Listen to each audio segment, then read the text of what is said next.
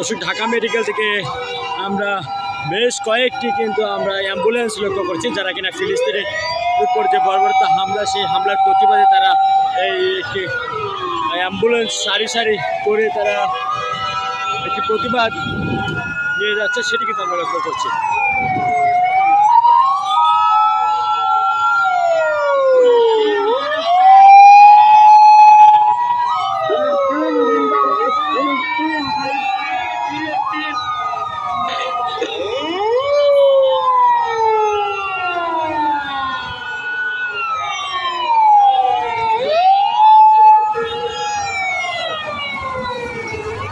জুম্মার নামাজ শেষে কিন্তু আমরা রাজু ভাস্কর্য থেকে লক্ষ্য করছি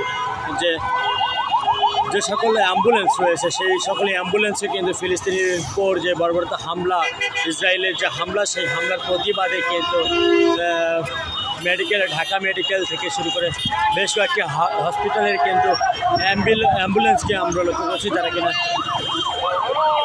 বের হয়েছেন এবং ফিলিস্তিনি এবং বাংলাদেশের জাতীয় পতাকা তারা উঁচিয়ে তারা ফিলিস্তিনি শহীদের প্রতি স্মরণ করছেন এবং তাদের উপর যে বর্বরতা হামলা, সেই হামলার প্রতিবাদ তারা জানাচ্ছেন।